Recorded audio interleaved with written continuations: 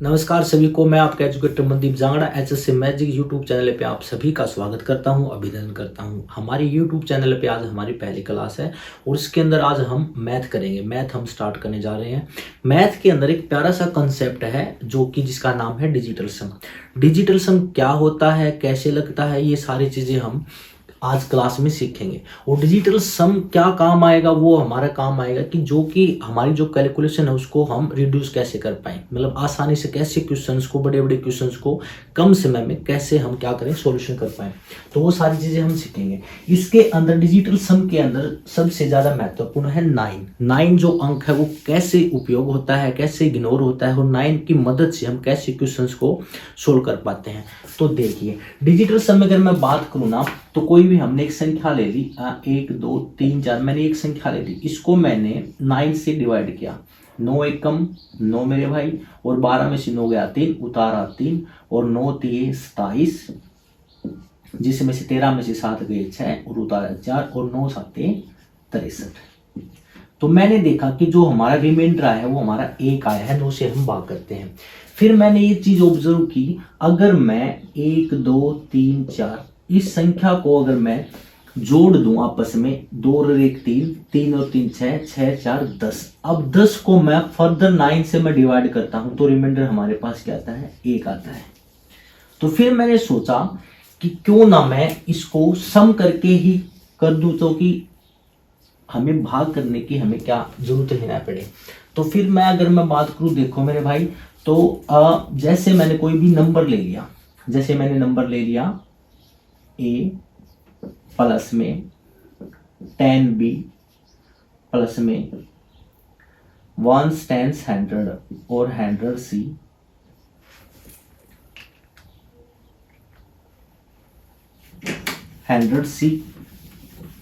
इसको मैं इरेज कर देता हूं।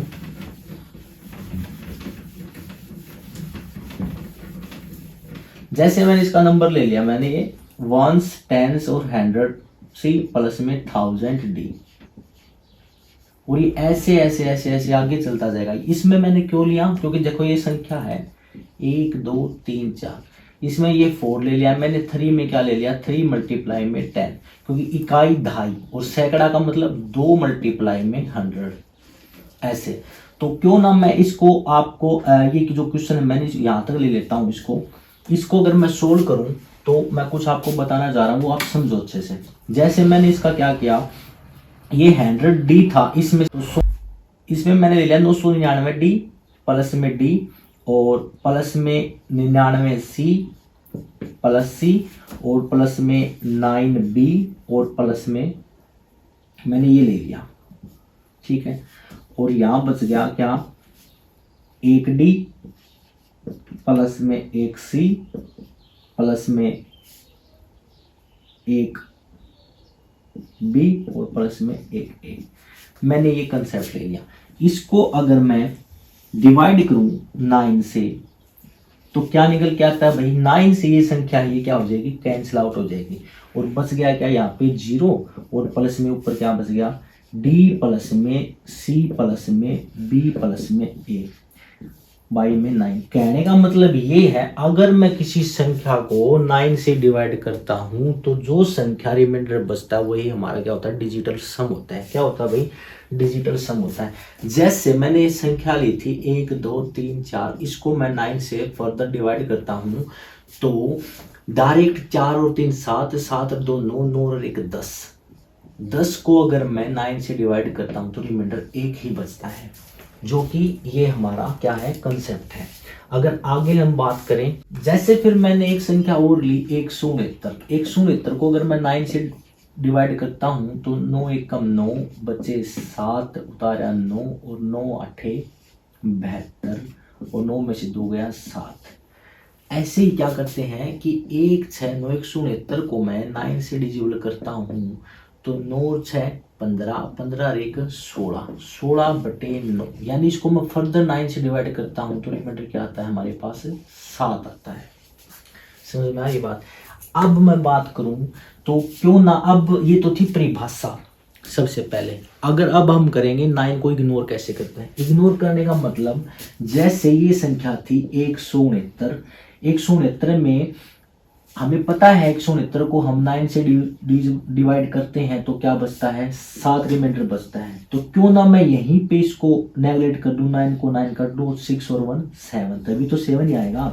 जैसे कोई भी संख्या है 273, इसको मैं अगर 9 से डिविजिबल करता हूं तो रिमाइंडर हमारे पास क्या आएगा कि 7 और 2 9 को कैंसिल कर देते हैं, क्या बच गया 3। ये मैं दिखा सकता हूँ आपको, जैसे 2 और 7 9, 9 और 3 12, 12/9।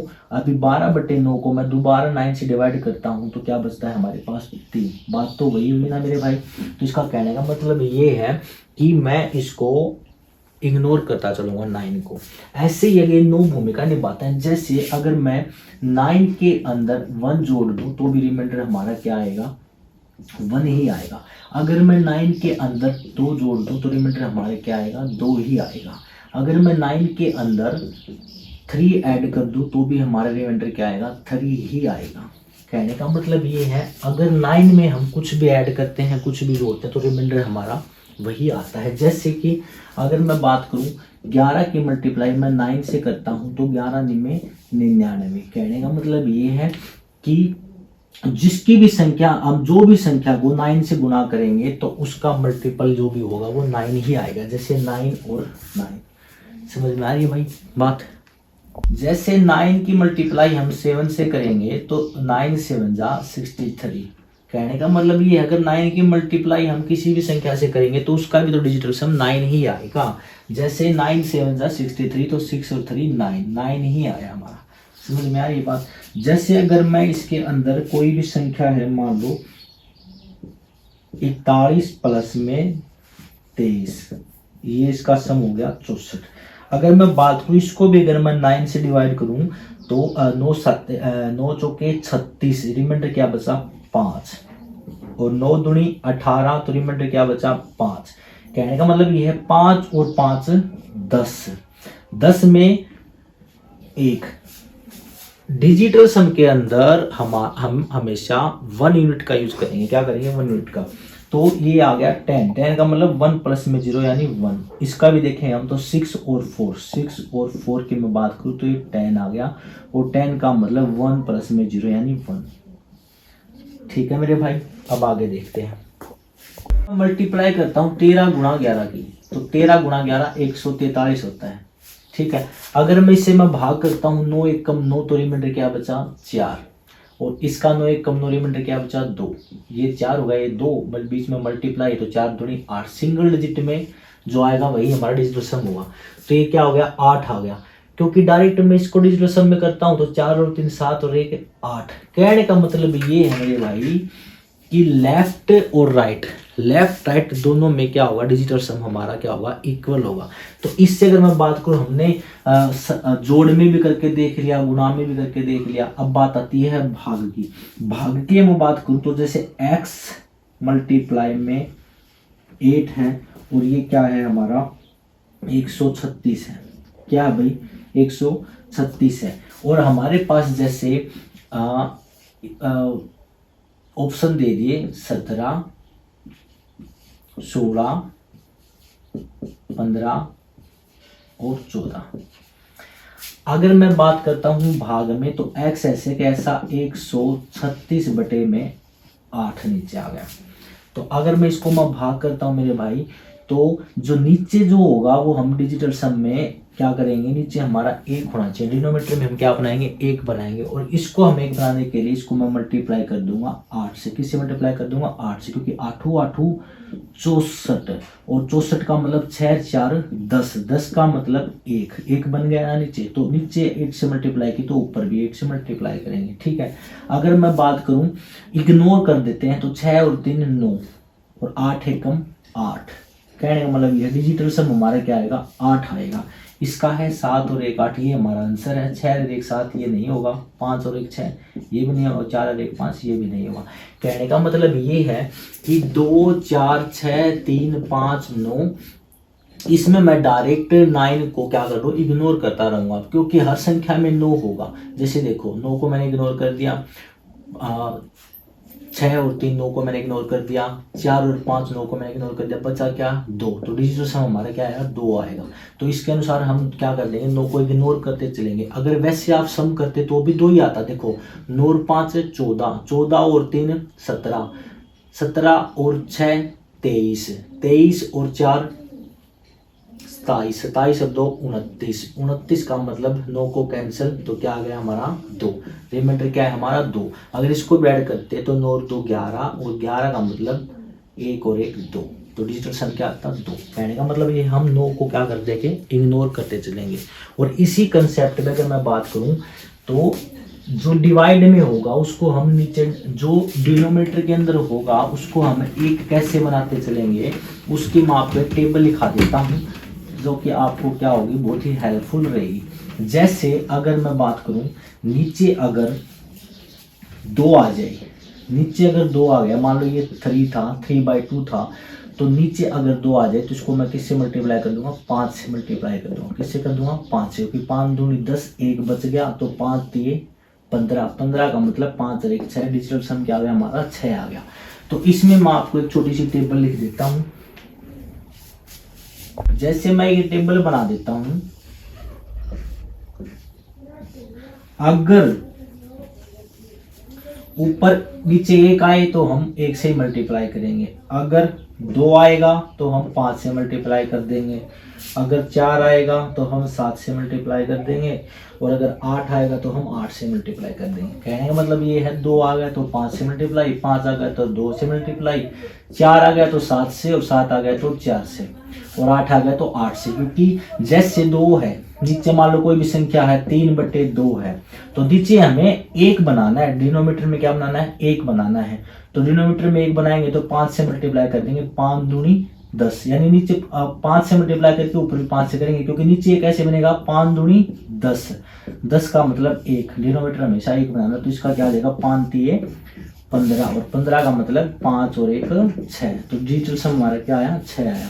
अभी इससे जो जितने भी जो क्वेश्चंस बनते हैं और क्वेश्चन को हम कैसे सोल्व करेंगे डिजिटल सम लगाने के बाद में, वो आप क्वेश्चन हम क्या करते हैं आपके साथ में शेयर करते हैं। तो देखिए क्वेश्चन, अभी कुछ क्वेश्चन करते हैं, लेकिन एक बात आप ध्यान रखना, डिजिटल सम के अंदर डेसिमल हो गया, परसेंटेज हो गया, ठीक है।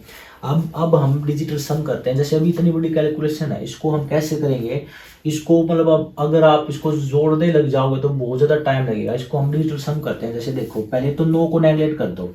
9 को नेगलेक्ट कहाँ से बनेगा, जैसे 5 और 1 6, 6 3 9, यानी 5 और 1 6 और 3 9, बच गया 7 और 4 11, 11 का मतलब 1 और 1 2।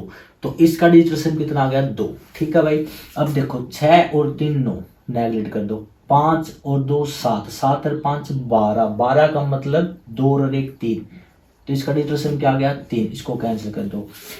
5 और 4 9 कैंसिल कर दो, 3 और 3 6, 3 9 कैंसिल कर दो। 9 अगर 9 बच गया तो 9 हम 0 के इक्वल ही मानेंगे, ठीक है। तो इसको कैंसिल कर दो। अब बारी आ गई 6 और 5 11, 11 और 2 13, 13 और 7 20, 20 का मतलब डिजिटल सम क्या आ गया हमारा 2, ठीक है मेरे भाई।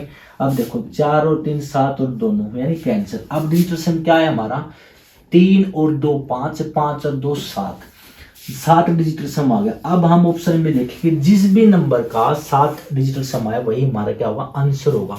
जैसे मैं यहां से देखूं तो 6 और 4 10, 10 5 15, 15 और 7 22, 22 और 1 23, 23 का मतलब 3 और 2 5, लेकिन हमें चाहिए कितना 7, तो ये हमारा आंसर नहीं है। आगे चलो 6 और 6 12, 12 और 6 18, 18 और 4 22, 22 और 1 23, 23 का मतलब 5, तो ये भी हमारा आंसर नहीं है।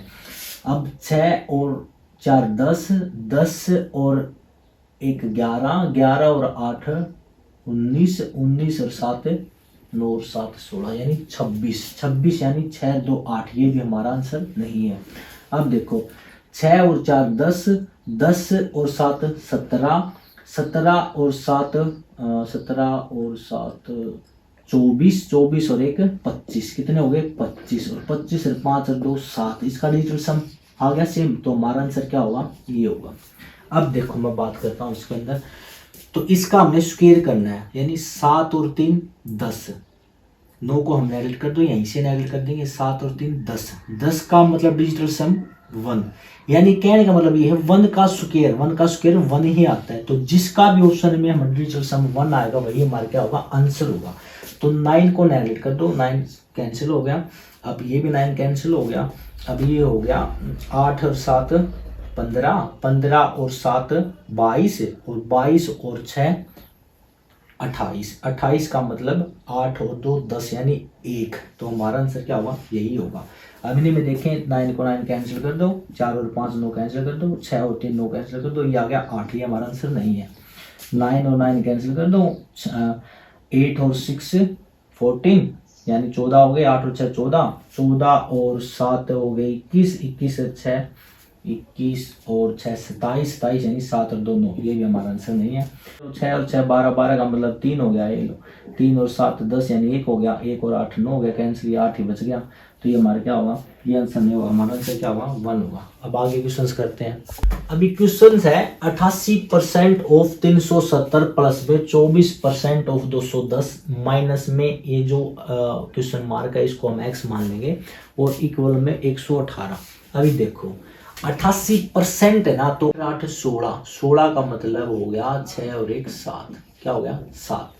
अब ये 7 और 3 10 यानी 1, और ये ऑफ का मतलब गुना, 7 1 कम 7, यानी ये डिजिटल सम यहाँ तक हो गया 7। और ये क्या है 4 2 6 और 6 ऑफ 210, ऑफ कितना है 210 यानी 2 और 1 3, यानी 6 3 18, 18 का मतलब 8 1 9, 9 बन गया, ठीक है। तो 9 बन गया, तो ये कैंसिल हो गया 9, ये बच गया 7। हमारे यहाँ से कितना आ गया 7 आ गया, 7 माइनस में ये क्या है x, ठीक है, और इज इक्वल टू में कितना है भाई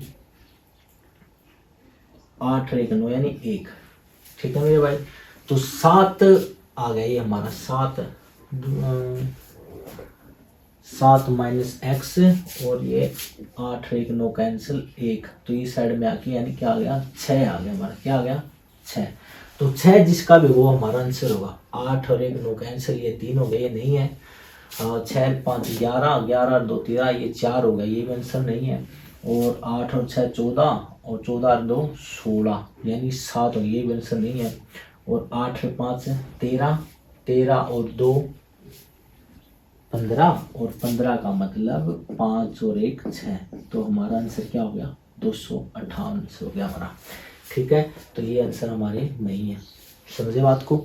अब देखो 3 और 1 4, 4 और 1 5, और 4 और 1 5 और 1 6, यानी 6 50 30, 30 का मतलब 3।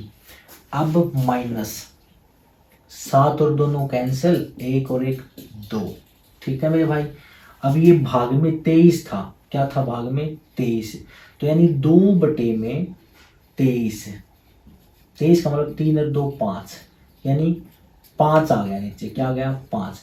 अभी 5 को नीचे डिनोमिनेटर को 1 बनाना है, तो मैंने बताया था आपको, इसको किससे मल्टीप्लाई कर देंगे 2 से, इसको मल्टीप्लाई 2 से करेंगे तो ऊपर भी 2 से, तो 5 दूनी 10 नीचे तो 1 हो गया, ऊपर बच गया 4, ठीक है। तो 4 दूनी 8, और 8 में से 3 गया माइनस का 6, कितना हो गया भाई माइनस का 6, ठीक है। और ये क्वेश्चन मार्क है तो इसको हम क्या मान लेंगे x मान लेंगे, और ये 0 है तो यानी 1 हो गया, तो माइनस का 6 में से 1 गया यानी 5।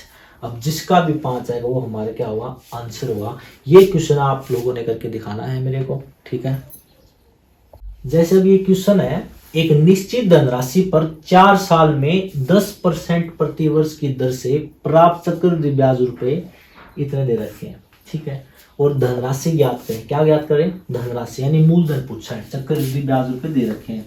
तो सिंपल सी बात है मेरे भाई, तो P यानी प्रिंसिपल यानी मूलधन मल्टीप्लाई में क्या है 1 प्लस में दर बटे 100 करते हैं, तो मैं 10% को करता हूँ 10% बटे में 100, यानी 10 एकम 10 10 दाएं 100, यानी 10 से वो क्या होने लग रही है 10 से वो 11 होने लग रही है, क्या होने लग रही है 11 बटे 10, यानी मैं 1.1 लिख सकता हूँ इसको।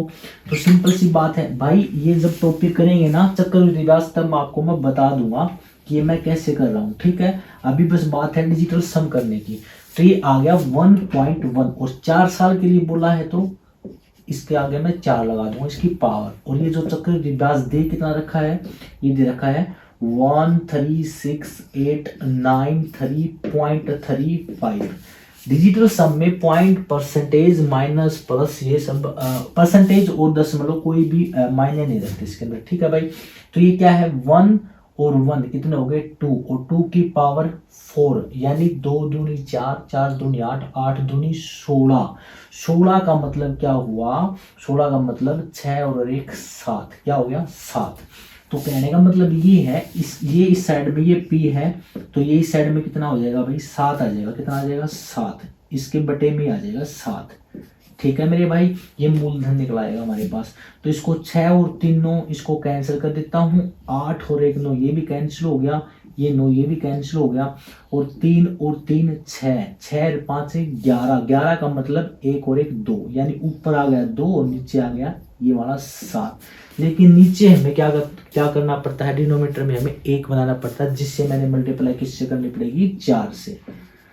इस नीचे 4 से मल्टीप्लाई कर दी तो ऊपर भी 4 से मल्टीप्लाई करेंगे, यानी ये 7 चौके 28, 28 का मतलब 8 और 2 10, 10 का मतलब 1, तो डिनोमिनेटर हमारा 1 बन गया, ऊपर क्या आ गया 4 दूनी 8।